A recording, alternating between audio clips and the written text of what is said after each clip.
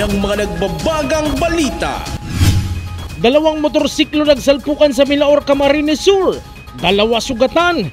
Isa sa sangkot na rider, hinihinalang nakainom.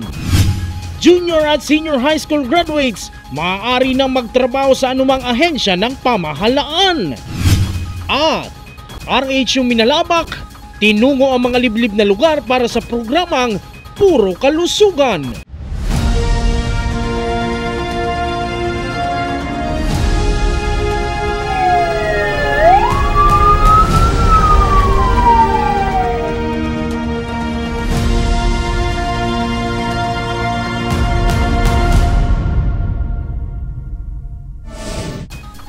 Magandang gabi.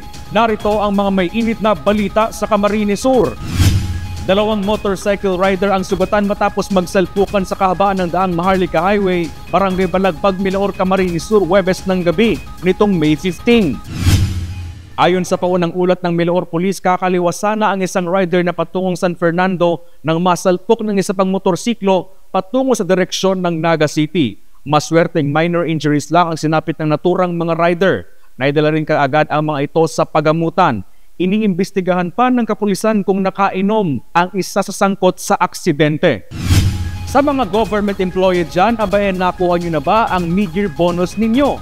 Naobserbahan na kasi ang paghaba ng pila sa mga ATM dahil sa pag-release na ng pinakaabangang mid-year incentive. PNP may paalala.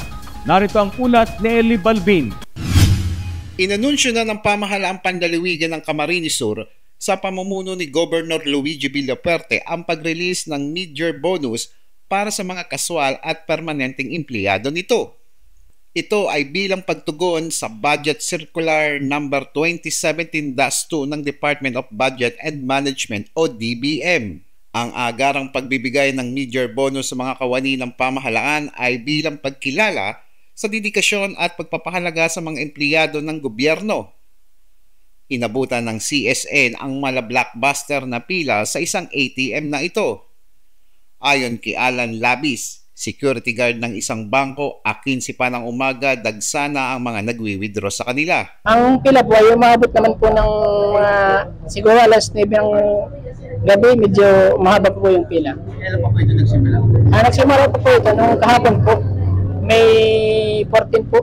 Nagpaalala naman ng Naga City Police sa mga nagwi-withdraw na hanggat maaari magsama ng kaanak upang maiwasan ang anumang insidente. Pinapaalala po ng Naga City Police Office na mag-ingat po ang lahat, lalong-lalo na yung mga mag-withdraw ng pera sa mga ATM machines, ATM booth.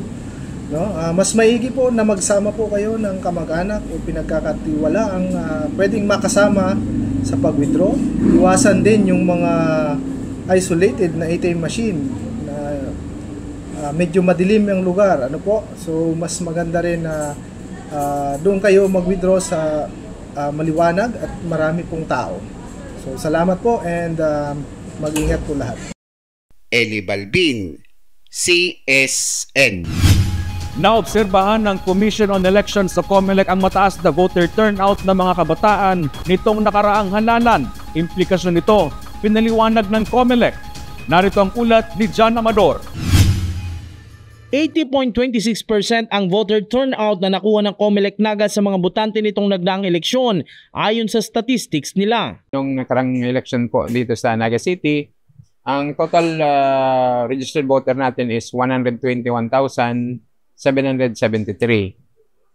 Apo, out of 121,773, ang bumoto po ay 97,741. Di ang ibig sabihin yan, ang percentage po ng voter turnout natin, 80.26. Karamihan sa mga botante ay mga youth o kabataan at mga edad 6 na po pababa. Ang magandang voter turnout epekto umano ng pag-anyaya ng COMELEC sa mga kabataan na magrehistro at bumoto. Doon naman po sa 121,773, ang 21,561 doon ay mga senior citizen.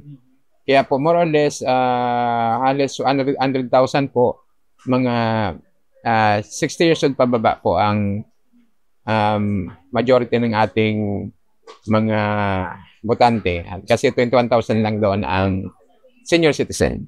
Siyempre po, alas yung below 60 years old, mga mga youth, may mga in senior citizen, 21,000 lang. Kaya po, yun po sa terrain po natin, mas marami po na itong youth sector ng ating mga botante. Opo, siyempre po, mayroon tayong voters education bago mag-election. Ina-encourage natin yung mga youth sector na bumoto para po at least makaparticipate po sila dito sa ating halalan. Kaugnay nito ay muling bubuksan ng COMELEC ang voter registration sa darating na July 1 bilang bahagi ng kanilang paghahanda sa barangay at SK election ngayong darating na December 1. Sa December 1, 2025, meron ulit tayong barangay SK election. Kahit po nga may, alam natin may proposal na sa Congress na i-postpone ng election, pero sa parte ng COMELEC, tuloy pa rin ang preparation namin. Hanggang wala pong batas na magpo-postpone, tuloy ang preparation natin. Kaya po on July 1 to 12, July 1 to 11 pala. July 1 to 11, magre-resume naman po ulit yung ating voters registration. Siyempre doon sa mga SKN sa regular voter natin. Samantala, hanggang 15 araw naman ang palugit ng COMELEC mula nang matapos ang halalan para mabayaran ng mga guro na nagsilbing poll workers nitong nagdaang halalan. Jan Amador, CSN. Kahit bumaba ay naalarma pa rin ng isang barangay sa Pili, Camarines Sur dahil sa mga insidente ng mga nasasagasaang alagang hayop sa lugar. Narito ang ulat. Bakas pa sa kalsadang ito sa Kadlan Pili, Camarines Sur ang nagkalasog-lasog na katawan ng pusang ito. Ilan lang ito sa mga insidente ng mga alagang hayop na nasasagasaan ng mga sasakyan. Ayon sa Barangay Council, bumaba na ang naturang numero. Ngunit may mga mangilan-ngilan pa ring mga hayop na resulta umano ng kapabayaan ng mga nagmamay-ari nito. Target pang mabawasan ng barangay ang mga hayop na pakalat-kalat sa kalsada. Madalas umano ang kanilang paalala sa mga pet owner na bantayan ng maigi ang kanilang mga alaga kung saan nagkaroon din sila ng barangay ordinance patungkol sa pag-aalaga o pagtatali sa mga ito para di makawala at magdulot ng aksidente sa kalsada. Ang mga nakikita naman nila umano nilang mga hayop na walang nagmamay-ari at pakalat-kalat sa kalye ay kanilang hinuhuli para idala sa Animal Care and Adoption. Kunday po sinda nasunod, kami po, nagdadako po kami ng mga ayam na nagbabagaw-bagaw po yan sa Gilgan Tinampo. Actually, po nga kami sarok pa dyan na may dako po kami sarong ayam dyan. Irak man po ka mga motorista mga paraw motor. Pag naliligis kang ang ayam, sinda na didisgrasya po. Dahil umano sa mga hakbang na ginagawa ng barangay ay bumaba umano ang mga aksidenteng naitala sa kanilang barangay. Paalala nito sa mga residente na maging responsableng pet owner. Sa may mga sadiri po kang ayam, may mga ataman, ataman yung tapos sinda ning maray. Kundi po nindo kayang mag-ataman ng ayam na dakul, ipanaw po naman sa iba na willing po mag-ataman na talagang maatindiran po sa mga hayop. Nick De La Cruz, CSN. Isang stall na lang umano sa Naga City People's Mall ang nagbebenta ng tilapia dahil umano sa kakulangan ng supply. Presyo ng iba pang isda alamin sa ulat na ito. Aakalain mong parang pila sa sinihan ang eksena sa stall na to sa Naga City People's Mall. Ang mga nakapila, nagbabaka sakaling makabili ng isdang tilapia. Ang naturang stall na lang kasi, ang pwestong mayroon na lang ibinibentang tilapia. Sa bayan ng Buhi, kumukuha ng supply na binibenta sa merkado ang mayorya ng mga stall owners sa lungsod. Tumaas din ang presyo nito sa 180 pesos per kilo. Mas mataas ng 10 piso itong May 5. Sa dumampuda kay ang puhunan na 155. Depend tracking, phone pa lang. Angkat pa lang. Mapayan sa tracking.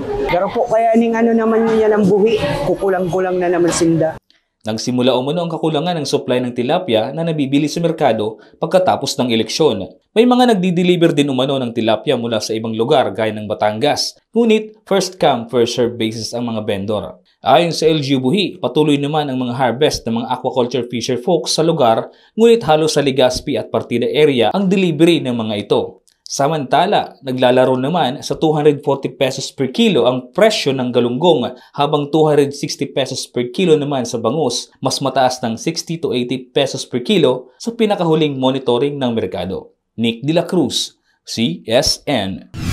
Good news sa mga junior at senior high school graduates dyan dahil maaari na ho kayong magtrabaho sa anumang ahensya ng pamahalaan.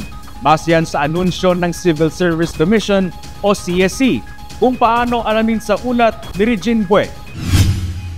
Maaari nang makapagtrabaho sa ahensya ng gobyerno ang mga junior at senior high school graduates sa anunsyo ng Civil Service Commission o CSC. Nakasad sa Resolution No. 250022 ng komisyon na kinikilala na ang mga junior high school graduates at senior high school graduates sa ilalim ng K-12 curriculum bilang eligible para sa first level government positions. Ang mga trabahong nasa first level government position ay clerical, trade, craft, custodial at iba pang trabaho na nasa sub-professionals work sa supervisory at non-supervisory roles. Layunin ng resolusyon na ito na mabigyan ng pagkakataon at papalawak ang mga oportunidad para sa mga kabataan na makapagtrabaho sa kagawaran ng gobyerno. Samantala may mga requirements pa rin na ipapasa ang mga aplikante kagaya ng relevant training, experience at required eligibility para sa posisyon na a-applyan. Nakasaad din sa resolusyon na hindi kasama sa mga posisyon ang mga trabahong kailangan ng higher education degree at lisensya mula sa Professional Regulation Commission o PRC.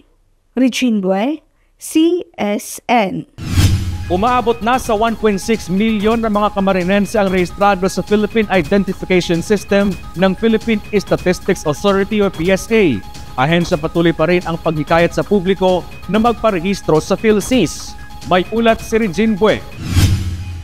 Halos 7 taon na ang nakalipas nang magsimula sa pagrehistro ng National Identification ang Philippine Identification System Philippine Statistics Authority. Si Maricel Simpuego, residente ng Ragay, Camarines Sur, halos 3 taon na rin mula nang matanggap niya ang PVC type na National ID. Ayon sa kanya, malaking tulong ang pagkakaroon ng identification card, lalo na at valid ID ito na pwedeng magamit sa iba't ibang government transactions. Para sa gabos po na di pa nakakakuha ng national ID, much better po magkuha na sila kasi very in need po talaga na magkuha ng national ID. Kasi in case na mayo kang ibang ID, yung national ID malaking tabang po para maka-transact ka po ng mga kukuhanan ng mga papeles or kahit ano po, kahit sa school, national ID rin ang mga hinahagad ng mga IDs. Ayon kay Raul Aspi Jr., Chief Statistical Specialist ng PSA Camarines Sur, nasa 1.6 million mula sa higit 2 million residente sa probinsya ang nakaparehistro na sa Philippine Identification System o PhilSys. At 80% to 90%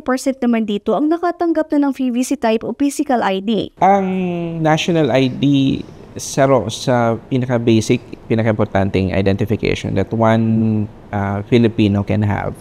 So, ang pakiulay, kung may po ka mong national ID, you can proceed to our registration centers. Maski ba ko digdi sa Camarines Sur, kung yan makamusain sa buong Pilipinas, may mga registration center. You can register. Especially itong mga kababayan na naka-enroll ngunyan sa, I think sa 4Ps, itong mga nasa DSWD. Sa roon yan sa pinagahagad, basic na requirement is makaigwa sila ng national ID. So, take time, take some consideration na makapagpa-register po kamo sa national ID. Samantala sa mga hindi pa nakakakuha ng kanilang PVC type ID, pwedeng gamitin pansamantala ang digital ID na makukuha sa website ng ahensya. Sa mga nais namang magparehistro, mayroong fixed registration center ang PSA Camarines Sur sa Triangulo, Naga City. Habang mayroon din silang mobile registration na naglilibot sa probinsya. Regine Bue, CSN. Sa kapistahan ng patron ng mga magsasaka at manggagawa, itinao ng Department of Agriculture Bicol ang Farmers Festival. Iba't ibang produkto ng mga magsasaka at agripreneur, tampok sa aktibidad. May ulat si Eli Balbin. Bida ang iba't ibang agri-products ng mga Bicolanong magsasaka at agripreneurs sa iba't ibang probinsya sa Bicol Region. Bahagi ito ng Farmers Festival ng Department of Agriculture na itinataon sa kapiyastahan ng patron ng mga magsasaka na si San Isidro Labrador. Ang mga agripreneurs na ito ay mula pa sa Masbate. Loud and proud na ibinida nila ang kanilang mga produkto tulad ng sweet mango, beef tapa marinated at marami pang iba. Marami kaming dala. Meron kaming 3 crate ng sweet mango po, product ng Masbate. Meron po kaming beef product, corned beef, may beef tapa marinated. Kahapon meron po kaming dried pusit, may boneless langgit, may palad flakes po, yung masarap na pangpulutan. At saka meron kami dilis, meron pa pong yung para talaga is yung pusit. Then meron po kaming other products like the Carmelado, product din po ng actually galing po yan ng Milagros kasi ang Milagros po ay yun po may pinakamalawak na pastuhan po sa probinsang Masbate. Malaking tulong at exposure umano ang aktibidad upang makilala ang kanilang pinagmamalaking produkto. Maganda po ang maitutulong kasi unang-una po nakabenta sila ng nabenta kaagad yung mga produkto nila and at the same time po product promotion. Opo. Nakilala po na ang Masbate ay maraming produkto ng mais, gaya ng dinala namin na corn grits. At yung talaga mayaman po sa marine product ang Masbate sa diocese. Kaya po sila talaga nagustuhan po yung mga product namin. Mahalaga ang ganitong programa para sa mga magsasaka at agripreneurs dahil natutulungan nila na maipakilala at maibenta ang mga produkto ng mga Bicolanong magsasaka. Tinutulungan natin yung mga Farmers Association na maibenta yung mga produce nila and maipakilala sa merkado through ganitong mga exhibition and mga trade fair. Ang pangalawa, makapag-offer tayo sa mga consumers ng affordable, safe, and yung maraming variety ng mga products. Hindi naman pinalagpas ng mga mamimili na bumili at makatikim ng mga agri-products sa exhibit. Ito pong Meat Magic po. Okay. Ano po siya, usually kasi di siya nabibili dito po sa Naga, dito sa Bicol. Tapos nasa Aldo ito. Kaya binili ko na po. Eli Balbin, CSN. Sinuyod ng Rural Health Unit ng Minalaba, Camarines Sur ang mga purok at sitio sa kanilang Purok Kalusugan Program na may layong maihatid pa ang accessible health services sa komunidad. Narito ang ulat ni John Amador. Formal nang inilunsad ng Rural Health Unit ng Bayan ng Minalabak ang Purok Kalusugan nitong May 15. Sinuyod ng RHU ang mga malalayong lugar sa naturang bayan para magatid ng serbisyong medikal. Kahapon po May 15, nag-launch po kami nitong Purok Kalusugan sa isang barangay dito sa Minalabak, sa Barangay Baliwag Beo. Ito po ay programa ng Department of Health in partnership po dito sa ating LGU. Layunin nito na mapalawak ang kalaman ng mga mamamayan at mailapit sa kanila ang mga programang pangkalusugan. Ang Purok Kalusugan po, ang goal talaga nito ay maibaba po yung mga programa ng kalusugan sa mga malalayong lugar dito sa munisipyo ng Minalabak. Napili namin yung barangay kasi yun nga po, malayo sila dito sa bayan. And baka parang nakakalimutan na pong yung madala yung mga services doon. Nahihirapan din pumunta yung tao dito. At dahil po doon may yung mga tinatawag naming health indicators mula doon sa lugar na yon, sa komunidad na yon, ay hindi ganoon kaganda. Highlight din ang pagbibigay ng kaalaman ng importansya sa immunization, water sanitation at hygiene, programa sa communicable diseases, maternal health, sakit na hypertension, diabetes, oral health at iba pa. Gusto namin ayusin ito. Anong mga example po nun, itong parang yung immunization nila, mababa, mataas yung malnutrition, yung mga mothers natin, particularly mga pregnant, kulang minsan magpa-check up. So yung pong mga gusto nating maayos po itong mga tinatawag naming health indicators. Nagkaroon ng libreng check-up, gamot, x-ray, family planning program at libreng tuli. Target umano ng Purok Kalusugan na mapuntahan lahat ng malalayong barangay sa kanilang bayan. John Amador, CSN. Iba't ibang variety ng pananim na pasok sa mga plantito at plantita, tampok sa Flores de Mayo Cultural Plants Arts Fair. Silipin natin yan sa ulat na ito. Nitong araw nang magtapos ang Lipunan 101 na inorganisa ng mga local artists sa lungsod ng Naga, tampok dito at nakadisplay pa rin at mabibili ang mga painting na gawang lokal at nagpapakita ng kalagayan ngayon ng lipunan. Nagawa kami previously nung Lipunan 101, tayo ngayon. Most ng mga furniture namin dito nakikita niya sa likod, yung mga social issues. Overall kasi, as artist, karamihan sa amin, mga introverted. Tapos, ang mga kadalasan, parang pag-artista, nagagawa lang yan ng mga halaman, yung mga magandang tignan. Pero meron din silang mga opinion. Kaya sinushow namin sa visual arts na meron din kaming masasabing naratibo, imbes na through words, yung istorya ng mga piyesa namin. Mula ngayong araw hanggang katapusan, formal namang binuksan ang Flores de Mayo. Nabuo ang konseptong ito sa inisyatiba ng mga local artist. Ngayong 16 onwards, susunod yung Flores de Mayo. Ang highlight po is mga visual art ng mga bulaklak, mga halaman para sa celebrar ng Flores de Mayo. Basically, nabuo to dahil sa pagtulong-tulong ng mga artist sa Naga, ng mga local artist. Sariling inisyatiba. 100 to 1,000 pesos ang mga halamang mabibili na tiyak patok sa mga plantito at plantita. Kabilang dyan ang mga insect o animal eating plant na ito. Depende naman sa artist na may gawa ang presyo ng mga paintings. Ganyan na parang slight or 50% fan din po ako ng paint. Kasi po, may kilala po ako marunong mag-paint or friend ko po. And then, brother ko din po marunong mag-paint. So, din po. Magagaya nun po, ali po kami sa school, nagpapatanggal po ng stress po after. So, enjoy man po flower. Nag-i-review po yung mga flower. Kasi na-art po. Perfect. For me po, siguro, parang marami pa po mas maikinggan yung iba. Kasi syempre, siguro ang iba po dito, ang gumawa, mga student po siguro dito sa Naga. Iniinbita ko po lahat, mga taga-Naga, mga Bicolano, mga taga-Manila dyan, o mga sa labas ng Naga. Napapunta po kayo dito sa Plaza Rizal. Meron po kaming Art in the Plaza. 16 to 30, last of May, meron po kaming Flores de Mayo. So lahat po, imbitado, pumunta kayo, bumili kayo ng mga paintings, mga tanim, mga merchandise. Suportahan natin ang mga local artists sa Naga. Jan Amador, CSN.